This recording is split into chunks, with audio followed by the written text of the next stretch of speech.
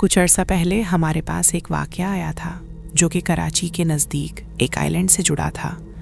उस आइलैंड का नाम भिट आइलैंड है। आज उन्हीं लिसनर ने हमारे साथ एक और वाक़या शेयर किया है जो कि उसी आइलैंड से जुड़ा है, और ये उनकी दादी का वाक़या है जो उनकी दादी के साथ उनके बचपन में पेश आया था। इस वाक़या को सुनने के लिए आपको काफ़ी मजबूत दिल चाहिए, और अगर इन केस आपके पास भी कोई हॉरर स्टोरी है शेयर करने के लिए तो आप चलिए बढ़ते हैं आज के एपिसोड की तरफ।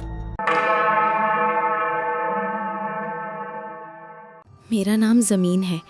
इससे पहले मैं भिट आइलैंड की कहानी शेयर कर चुकी हूँ जो कि कराची के पास है। जैसे कि मैंने पहले बताया था, मेरे पास उस आइलैंड की जुड़ी और भी बहुत सारी वाक़यात हैं क्योंकि मेरे बड़ों का वहाँ से ताल्लुक़ है। ये अब जो कहानी है ये मेरी दादी की है जो वहाँ की रिहायशी थी। ये वाक़या मेरी दादी के बचपन से जुड़ा हुआ है। आइलैंड पर एक मज़ार है किसी बुज़ुर्ग का जिनका नाम मैं मेंशन नहीं करना चाहती। जब वो बुज़ुर्ग हयात थे तब मेरी दादी और उनकी सहेलियाँ 9 या 10 बरस की थीं। दादी बताती हैं कि वो बुज़ुर्ग आइलैंड के किनारे एक लकड़ी के घर में रहा करते थे और उनके घर के बाहर के सहन में हम उनसे कुरान पढ़ने जाया करते थे। कुरान शरीफ पढ़ने के बाद कुछ देर खेलते और फिर वापस घर आ जाया करते। लेकिन इसके साथ साथ अगर उन बुज़ुर्ग के घर कोई काम होता तो हम वो भी कर दिया करते, जैसे कि घर की सफाई करना, पानी भर देना, क्योंकि उस ज़माने में पानी के मटके आइलैंड पर एक मखसूस जगह से भरे जाते थे। वो बुज़ुर्ग थे तो हम बच्चियों को कह देते थे, तो कुछ सिक्कों की लालच में हम पानी उनके घर दे आया करते और घर के छोटे मोटे काम भी हम कर दिया करते थे। मेरी दादी बताती हैं कि एक दिन वो और उनकी सहेलियां घर के बाहर खेल रही थीं, तो उन्होंने नोट किया कि वो बाबा यानी कि वो बुज़ुर्ग किसी से बातें कर रहे हैं जबकि वो कमरे के अंदर खुद अकेले थे। एक और बात दादी बताती थी कि जब वो वहाँ कुरान पाक पढ़ने जाया करती थीं तो उनको और उनकी सहेलियों को सख्ती से उनके कमरे में जाने की इजाज़त नहीं दी जाती थी, क्योंकि वो ज़्यादातर अपना वक्त इबादत में गुजारा करते थे और इबादत के दौरान वो किसी को जवाब नहीं देते थे। तो आज ये कमरे में बैठे किसी से बातें कर रहे हैं, और वो भी किससे जो नज़र ही नहीं आ रहा। खैर, दादी और तमाम लड़कियों ने इस बात को दरगुजर किया और शाम से पहले अपने अपने घर चले गए। फिर कुछ दिनों तक यही सिलसिला चलता रहा। तो एक बार सारी सहेलियों ने और दादी जान ने उनसे पूछा कि आप अंदर कमरे में किससे बातें करते हैं जबकि आप तो अकेले होते हैं। तो उन्होंने जवाब दिया, तुम लोग अपने काम से काम रखो और अंधेरा होने से पहले यहाँ से भाग जाया करो। तो दादी वगैरह को ये जवाब मुनासिब नहीं लगा। फिर पूछा कि बताएं किससे बातें करते हैं। तो उन्होंने बताया कि कुछ जिन्नात हैं, वो उनसे बातें करते हैं और उनके पास आते हैं। उन बुज़ुर्ग ने जो बात कही थी वो सच थी और उन्होंने झूठ कभी नहीं कहा था अपनी ज़िंदगी में। ये बात सुनने के बाद सब लड़कियां उन्हें तंग करने लगीं कि हमें भी जिन देखना है, हमें भी जिन्नात दिखाएं, मगर वो हर बार टाल देते थे। ज़्यादा कहने के बाद वो यही कहते थे कि बच्चे हो तुम, डर जाओगे, लिहाजा इस ज़िद को छोड़ दो। लेकिन दादी और उनकी सहेलियों ने ज़िद नहीं छोड़ी। आखिरकार एक दिन उन बुज़ुर्ग ने हाँ कर दी और तमाम लड़कियों से वादा करवाया कि ये बात किसी को बतानी नहीं और शोर हरगिज़ नहीं मचाना। तमाम सहेलियों ने हामी भर ली। तो बुज़ुर्ग ने ज़मीन पर एक गोला दायरा बनाया और उस दायरे में सारी लड़कियों को खड़ा रहने को कहा और कहा कि अपनी आंखें बंद करो, जब तक मैं ना कहूँ आंखें तुम सबने नहीं खोलनी। दादी और उनकी तमाम सहेलियां उस दायरे में काफ़ी देर खड़ी रहीं। फिर उन्होंने पढ़ाई शुरू कर दी। कुछ देर बाद उन्होंने आंखें खोलने को कहा, तो सब लड़कियों ने आहिस्ता आहिस्ता बारी बारी अपनी आंखें खोलीं, और जब आंखें खोलीं तो देखते हैं कि हमारे सामने, हमारे आगे, हमारे पीछे छोटे छोटे आदमी जैसी मखलूक खड़ी है जिनकी बड़ी बड़ी आंखें हैं और बड़े बड़े कान हैं, और उनका कद 4 फीट से भी कम है, और उनकी पीठ बाहर की तरफ निकली हुई थी, और कोई ऐसी जगह नहीं थी जो इन मखलूक से खाली हो। वो समंदर का किनारा इन पूरी मखलूक से भरा पड़ा था। वादे के मुताबिक हमने शोर नहीं मचाया, बस खौफ से अपनी आंखें बंद कर लीं, क्योंकि वो नज़ारा हमसे देखा नहीं जा रहा था। जो मंजर हमने देखा वो चंद ही सेकंड्स का होगा और उसके बाद सब कुछ गायब हो गया, जैसे वहाँ कभी कुछ था ही नहीं। इसके बाद हमें काफ़ी देर बाद उन बुज़ुर्ग ने उस हिसार से निकलने का कहा। जब हम हिसार से बाहर निकले तो उसके बाद हम अपने घर वापस गए और दोबारा कभी उनसे ना तो जिन्नात का जिक्र किया, ना ही जिन्नात से जुड़ी किसी किस्म की जिद। मेरा नाम उजार है और मैं आपकी वीडियोस बहुत शौक़ से देखता हूँ। मेरा ताल्लुक़ फैसलाबाद से है। ये वाक़या मेरे साथ रमज़ान में पेश आया था। हुआ कुछ यूं कि मैं सहरी के बाद नमाज और कुरान पाक पढ़ने के बाद सोने के लिए लेट गया। हमारे कमरे में स्टेप लाइट लगी है। मेरी आदत है कि मैं स्टेप लाइट जलाकर सोता हूँ क्योंकि अंधेरे में कमरा बहुत पुरसरार महसूस होता है। उस दिन बारिश की वजह से लाइट चली गई थी। सूरज अभी निकला नहीं था मगर हल्की सी रोशनी थी जिसमें कुछ हद तक कमरे में नज़र आ रहा था। मैं और मेरा बड़ा भाई अहमद एक साथ ही सोते हैं। हम आपस में बातें कर रहे थे। हम अभी बातें कर ही रहे थे कि मुझे और मेरे भाई दोनों को एक आवाज़ आई। ताज्जुब की बात ये थी कि उस वक्त कमरे में सिर्फ हम दो थे और हमारे अलावा कोई और मौजूद नहीं था। और अचानक हमें एक आवाज़ सुनाई देती है। जब हमें वो आवाज़ सुनाई दी तो पहले तो हमने सिर्फ खामोशी इख्तियार की और एक दूसरे को देखा। उसके बाद हमने एक दूसरे से पूछा तो हमारे अंदाजे के मुताबिक जो हमें समझ आई वो आवाज़ हमसे कह रही थी, खामोश रहो या चुप करो। अब ये बात अलग है कि अगर मेरा भाई वो आवाज़ निकालता तो भारी आवाज़ आती, पर इतनी भारी आवाज़ में वो आवाज़ सुनाई नहीं दी थी। आवाज़ बिल्कुल हमारे कानों के करीब आई, जैसे किसी ने करीब आकर सरगोशी की हो।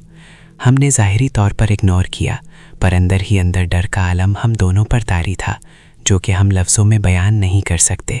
फिर हम अपनी बातों में मगन हो गए। हम संडे के क्रिकेट मैच की प्लानिंग कर रहे थे कि मेरी नज़र मेरे भाई के पीछे कुछ चमकती हुई रोशनी पर पड़ी। अब रोशनी इस तरह से बयान की जाएगी कि मुझे अंधेरे में दो छोटे छोटे सफ़ेद डॉट्स नज़र आए।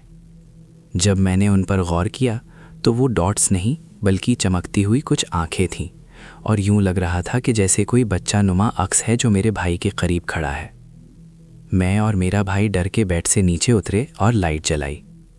हमें उस वक्त इस कदर शौक लगा कि ऐसा लगा जैसे पूरा जिस्म हमारा ठंडा पड़ गया हो। फिर उसके बाद आंखें बंद की और सो गए। जो हमसे गलती हुई वो ये थी कि इस दौरान हम आयतुल कुर्सी पढ़ना भूल गए थे। इसीलिए फिर मेरे साथ कुछ यूं हुआ कि मुझे सकता हो गया, यानी कि मैं स्लीप पैरालिसिस में चला गया था। मेरी आंख खुली हुई थी तो मुझे ये महसूस हुआ कि मैं किसी अनजान शख्स के ऊपर लेटा हूँ और उसने नीचे से मेरे बाजू पकड़े हुए हैं और ऐसा लग रहा था कि वो मेरी बेबसी पर हंस रहा है। मैं बिल्कुल अपने आप को हिला नहीं पा रहा था, ना मुंह से कुछ बोल पा रहा था। फिर मैंने दिल ही दिल में आयतुल कुर्सी शुरू की, लेकिन इस दफ़ा मुझे समझ नहीं आ रही थी। जब मैं आयतुल कुर्सी पढ़ने लगता तो वो नीचे लेटा शख्स उसको उल्टे तरीके से दोहराता था, जिससे मैं आयतुल कुर्सी दरमियान से भूल जाता था। ऐसा 3 से 4 दफ़ा हुआ। फिर बहुत मुश्किल से मैंने आयतुल कुर्सी मुकम्मल की, फिर जाकर मेरा स्लीप पैरालिसिस टूटा। मैंने जब आसपास के माहौल को देखा तो मेरा भाई बिस्तर पर नहीं था। मैं बाहर गया तो वो पौधों को पानी दे रहा था। मैंने उसे सारा वाक़या लफ्ज़ बलफ्ज़ बताया तो वो भी ये सुनकर डर गया। हमने ये बात अपनी वालिदा से डिस्कस की तो उन्होंने हमें सूरा फलक और सूरा नास पढ़कर सोने की तलकीन की। अब फ़िलहाल तो कोई ऐसा वाक़या दोबारा पेश नहीं आया, मगर मेरे पास और भी वाक़यात हैं जो मैं फिर कभी आपसे शेयर करूँगा। उम्मीद है कि आप सबको मेरी कहानी पसंद आई होगी। मेरा नाम आमना है और मैं आपको तब से फॉलो कर रही हूँ जब आपका नाम द ग्राफिकल डोर था। तब से लेकर अब तक मुझे आपका कंटेंट बेहद पसंद है। ये कहानी मेरी कज़िन की है जिनकी इन्फॉर्मेशन मैं प्राइवेट रखना चाहती हूँ, मगर उनके साथ जो हुआ वो दिल दहला देने वाला वाक़या था। इस सब सिलसिले का आगाज़ तब हुआ जब मेरी खाला ने अपना घर चेंज किया, क्योंकि इससे पहले वो जॉइंट फैमिली में रहा करते थे जहाँ उनके साथ बहुत सारे मसाइल थे। आखिरकार उन्होंने घर चेंज कर लिया और एक अच्छी नई सोसाइटी के अंदर घर ले लिया। जब वो कम्प्लीटली शिफ्ट हो गए थे तब मेरी कज़िन के साथ मसाइल स्टार्ट होना शुरू हो गए। मेरी कज़िन अलग रूम में शिफ्ट हुई थी जो कि अपर पोर्शन में है, जबकि बाकी घर वालों ने अभी सारा सामान सेट नहीं किया था। मेरी कज़िन को उस दौरान स्किन एलर्जी हुई थी, जिसकी वजह से वो बहुत एहतियात के साथ रात को सोया करती थीं। जब वो रात को सोती थीं तो अचानक डर के मारे उसकी आंख खुल जाती थी, क्योंकि उसे लगता था कि उसके बगल में कोई मौजूद है। कुछ अरसा उसने इग्नोर किया कि शायद उसका वहम हो, लेकिन एक रोज़ वो सो रही थी और उसको खिड़की से कोई नज़र आया, जिसने उसे बाकायदा थप्पड़ मारने की कोशिश भी की। जब ये बात सब घर वालों को पता चली तो उन सब ने इसको उसका वहम समझा और कहा कि मे बी ये बात उसने खुद से बनाई हो, क्योंकि उसके बारे में ऐसा रवैया रखना कोई ताज्जुब की बात नहीं थी। ये भी कहा जा सकता है कि इस सिचुएशन पर शेर आया वाली कहावत बिल्कुल उतरती है। बहरहाल कुछ दिन गुजरे और मामलात मज़ीद बिगड़ते गए। चीज़ें गायब हो जाती थीं और जहाँ से गायब होती थीं कुछ देर बाद वहीं से वापस मिल जाती थीं।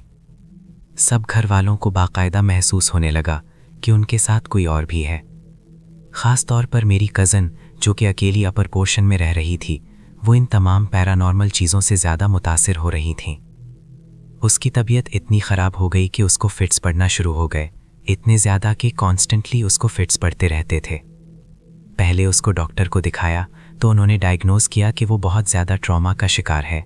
यहाँ तक कि उसकी अम्मी से कहा कि अगर आप इसे टाइम पर ना लाती तो इसकी मेंटल हेल्थ मुकम्मल तौर पर ख़राब हो जाती। मेरी कज़िन ने दवाइयाँ स्टार्ट कर दी। फिर उन्होंने सोचा कि क्यों ना किसी आलिम को भी दिखाया जाए। जब आलिम के पास गए तो उसने मेरी कज़िन की कमीज़ मांगी और जब उसको चेक किया तो कहा कि इस पर बहुत भारी साया है और ये किसी ऐसी जगह से गुजरी है जहाँ वो लोग आबाद थे। ये सब सुनकर मेरी खाला बहुत डर गईं और उन्होंने उसका रूम चेंज कर दिया। फिर एक दिन उनके चचा उनके घर विज़िट करने आए और उस दौरान मेरी कज़न को फिट्स पड़ने लग गए तो उनके चचा फ़ौरन उसे डॉक्टर के पास ले गए। वहाँ हॉस्पिटल में वो चीखने चिल्लाने लग गई और बहुत रो रही थी। साथ ही साथ कह रही थी कि उसे कोई नज़र आ रहा है और वो वापस घर नहीं जाना चाहती, कोई है जो उसे तंग करता है। तो उनके चाचा उसे अपने घर ले आए और कहा कि ये वापस अपने घर नहीं जाएगी। फिर मेरी खाला को वापस पुराने घर आना पड़ा, क्योंकि नए घर में बहुत मसाइल हो चुके थे और वहाँ मज़ीद रहना किसी बेवकूफ़ी से कम नहीं था। जिस दिन वो वापस आए, इस सब के बाद अभी रिसेंटली मेरी कज़न को ईद की गैदरिंग पर सबके सामने फिट्स पड़े, तो वो तब भी रोने लग गई कि उसको कोई नज़र आ रहा है। अब तो उनका घर भी चेंज हो चुका है, लेकिन मेरी कज़न पर अब भी बहुत भारी असर है और उसका इलाज भी चल रहा है। खाला के बकौल तो फ़र्क पड़ता है, लेकिन मसले अभी भी वही हैं। यहाँ पर मैं एक चीज़ ऐड ऑन करना चाहूँगी और वो ये कि मोस्ट ऑफ़ द स्टोरीज़ में काफ़ी ज़्यादा आमिल हज़रात शामिल होते हैं और इस दफ़ा मेरे पास कुछ ऐसी स्टोरीज़ आई थीं जो कि बहुत ही नामुनासिब सी थीं, इसलिए मैंने उन्हें ऐड नहीं किया, इन केस वो लोग सोच रहे हों कि उनकी स्टोरीज़ को ऐड क्यों नहीं किया गया। तो स्पेशली ये जो स्टोरी हमने अभी बिल्कुल सुनी है, कोई भी शख्स जो आपकी पोजेशन में से कोई चीज़ आपसे मांगे, वो आपकी कमीज़ हो या फिर इट कैन बी एनीथिंग, कोई भी चीज़ जो आपकी पोजेशन में है, वो शख्स एक गैर इस्लामी तरीका अपना रहा है जो कि हमारे दीन में हर लिहाज से नामुनासिब है। तो ऐसे लोगों से बचें। अल्लाह ताला कुरान में खुद फरमाते हैं कि मैं अपने बंदे की शहरक से भी ज़्यादा करीब हूँ। तो जब अल्लाह ताला आपके इतने करीब है तो फिर आप क्यों किसी और के पास मदद के लिए जाते हैं? अब अक्सर यहाँ पर कुछ लोग ये भी कहते हैं कि हम जब बीमार होते हैं तो हमें डॉक्टर की ज़रूरत होती है और जब गाड़ी ख़राब होती है तो मैकेनिक की ज़रूरत होती है, तो वो वसीला बनते हैं, दिस एंड दैट। बात कुछ इस तरह से है कि अल्लाह ताला एक इंडिपेंडेंट बीइंग है जो ना तो कोई डॉक्टर है और ना ही कोई मैकेनिक। वो हर शय पर कादिर है, इसीलिए उन्हें अल वहाब कहा जाता है। और ये अल्फाज मेरे नहीं, ये वो अल्फाज हैं जिनका जिक्र अल्लाह ताला हमसे ख़ुद कुरान में करते हैं। तो अगर हम कुरान को तर्जुमे के साथ पढ़ें तो हमारी काफ़ी चीज़ें क्लियर आउट हो जाती हैं। बट एनी हाउ, बढ़ते हैं अगली स्टोरी की तरफ। अस्सलामुअलैकुम।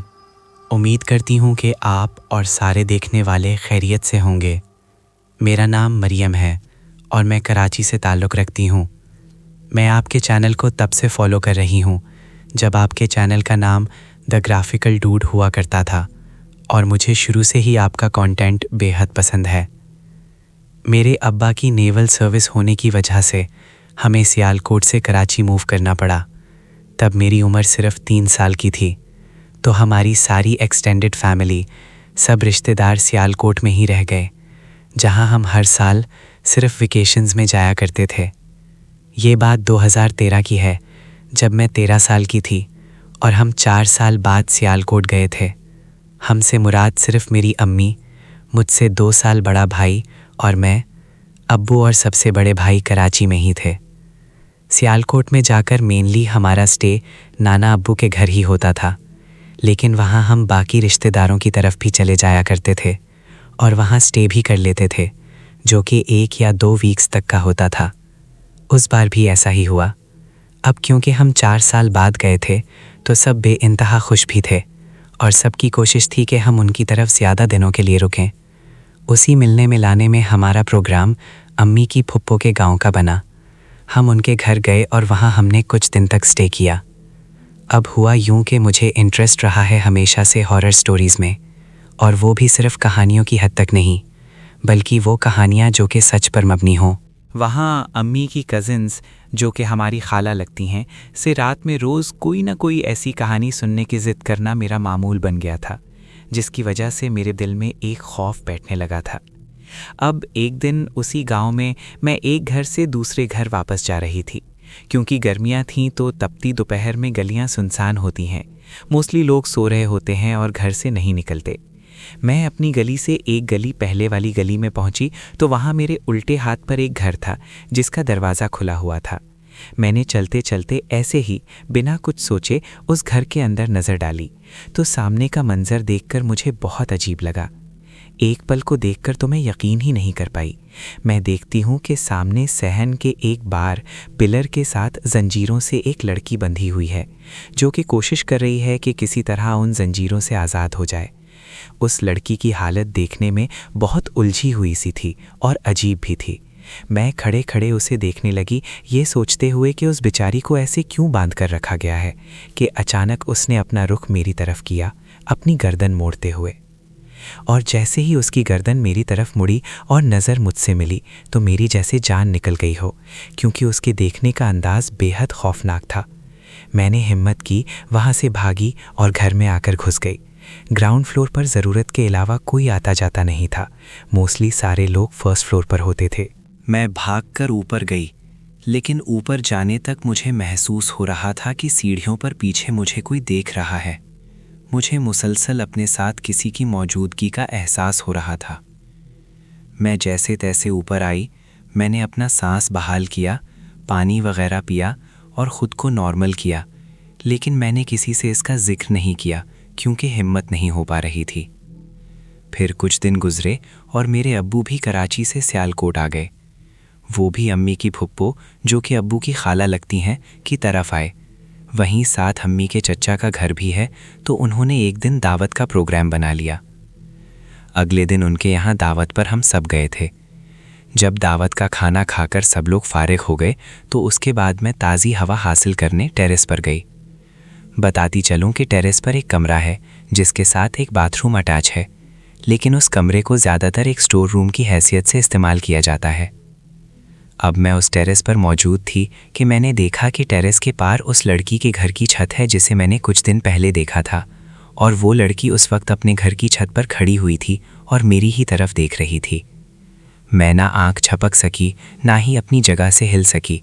वो बिल्कुल सख्त खड़ी मुझे ही देखे जा रही थी, घूर रही थी, और मैं उसे देखकर हैरान कुन-सी हो गई और कुछ सोच नहीं पा रही थी कि अब मुझे क्या करना चाहिए। अब मुझे देखते देखते उस लड़की ने ऐसे अंदाज में मुझे मुस्कुराहट दी कि जो मैं आम अल्फाज में बयान नहीं कर सकती। बस इतना कह सकती हूँ कि ऐसी मुस्कुराहट जो हमें आम तौर पर हॉरर मूवीज़ में देखने को मिलती है। अब ये सब क्योंकि वह ज़्यादा देर तक देख नहीं सकती थी, तो मैं फ़ौरन भागकर नीचे आई और मैंने अपनी अम्मी की कज़िन्स को उस लड़की के बारे में बताया। तब मुझे पता चला कि वो लड़की बेसिकली पोजेस्ड है, और उसकी पोजेशन की कहानी कुछ इस तरह से बयान की जाती है कि गांव से बाहर एक स्कूल हुआ करता था जहां गांव के ऑलमोस्ट सभी बच्चे जाया करते थे। ये लड़की भी वहीं पढ़ती थी। हुआ यूं कि उसके स्कूल का एक हिस्सा हॉन्टेड था, जहां पर ख़ास तौर पर मना किया जाता था कि किसी किस्म की गंदगी ना फेंकी जाए, क्योंकि बहुत से लोगों का ये मानना था कि स्कूल के उस हिस्सों में जिन्नात का बसेरा था। अब एक बार स्कूल से वापसी पर इस लड़की को हाजत महसूस हुई। क्योंकि घर अभी दूर था तो उसने इमरजेंसी की सूरत में स्कूल के उसी हिस्सों में हाजत कर दी जहां पर मना किया गया था, और उसकी इस गलती की सज़ा उसे यूं मिली कि उस पर वहां के जिन्नात ने अपना असर कर दिया। उसकी हालत बहुत ख़राब हो गई थी। उसके बिहेवियरल इश्यूज़ एक्सट्रीम होते गए, इतने सिवियर कि उसे अपने ही घर में जंजीरों में कैद करना पड़ गया। उस पर हर वक्त कोई ना कोई सिचुएशन हावी रहती थी। ऐसा लगता था कि उसके अंदर कोई और मखलूक है जो कि दूसरों से हम कलाम हो रही है। सब इलाज करवा लिए गए लेकिन कोई फ़र्क ना पड़ा। ये उसे बग़ैर किसी घरवाले की प्रेजेंस के कभी भी जंजीरों से खोला नहीं गया और ना ही यूं अकेले छोड़ा जाता था कि वो छत पर भी आ जा सके। अब ये सब सुनकर मेरे होश जवाब दे गए कि आखिर उस वक्त वो लड़की अकेली छत पर कैसे खड़ी थी, वो भी इस तरह से कि उसे अंदाज़ा हो कि मैं वहीं उस छत से कुछ फासले पर दूसरे घर की छत के कमरे में मौजूद थी। इसके बाद हम उस गांव में कुछ दिन और रहे और उसके बाद हमारा कराची वापस आना हो गया। जब कराची आए तो उसके बाद काफ़ी अरसे तक हम दोबारा सियालकोट नहीं गए। जब हम कराची वापस आए तो 2016 तक हमारा दोबारा सियालकोट जाना नहीं हुआ। जब 2016 में हम दोबारा सियालकोट गए तो हमारा अम्मी की फूफो के यहाँ तो जाना नहीं हुआ जिस गांव में उस लड़की का घर है, लेकिन मुझे अपनी कज़न से ये खबर मिली कि उस लड़की की डेथ हो चुकी है। दुआ है कि अल्लाह ताला उस लड़की के तमाम गुनाहों को माफ़ करे और हम सबको हमेशा अपनी हिफाजत और अमान में रखे, क्योंकि जन्नात की मौजूदगी से इनकार नहीं है, क्योंकि जन्नात भी हमारे ईमान का एक हिस्सा है जिनका ज़िक्र कुरान में बाकायदा तौर पर मौजूद है। मेरा नाम रिमशा है और मैं रावलपिंडी DHA में रहती हूँ। ये वाक़यात जो मैं आज आपको बताऊंगी वो मेरे बाबा के साथ हुए थे, लेकिन बहुत से ऐसे वाक़यात हैं जो हमारे साथ भी हुए। DHA से पहले हम रावलपिंडी में ही मौजूद एक एरिया है जिसको कमेटी चौक के नाम से जाना जाता है, वहाँ रहते थे। बकौल हमारे बड़ों के उस घर में एक बुज़ुर्ग रहा करते थे और कुछ असरात भी थे। एक दफ़ा हमारी अम्मी नानों की तरफ गई थीं। हम सब बहन भाई बाबा के साथ घर पर थे। अम्मी को पता था कि घर में कुछ वाक़यात होते हैं, पर उस दिन जो हुआ वो बहुत अलग था। रात के 9 बज रहे थे।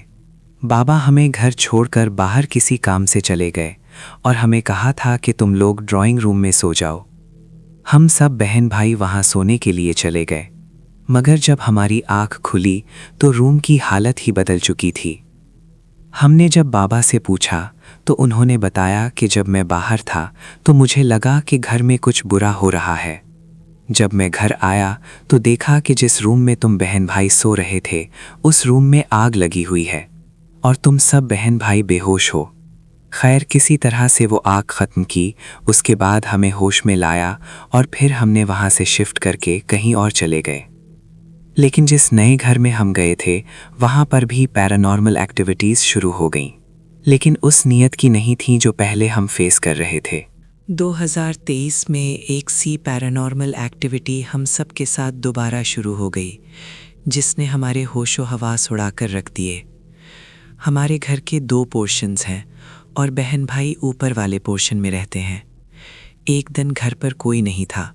मैं ऊपर वाले पोर्शन में अपना काम कर रही थी कि अचानक मुझे नीचे से आवाज़ आई, जैसे किसी ने मेरा नाम लिया हो, रिमशा। मुझे लगा शायद बाबा आ गए हैं और उन्होंने मुझे आवाज़ दी है। मैं नीचे गई तो देखा नीचे कोई भी नहीं था।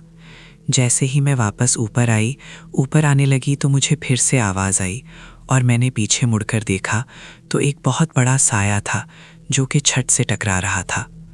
वो देखकर मैंने फ़ौरन कलमा पढ़ा और ऊपर भागकर अपनी अम्मी के पास चली गई। पहले तो मेरे मुंह से कुछ लफ्ज़ निकल ही नहीं रहे थे। फिर मेरे बाबा ने मुझे तसल्ली दी, मुझे पानी वग़ैरह पिलाया और उसके बाद जब मुझसे पूछा तो मैंने उनको ये सारा वाक़या बताया।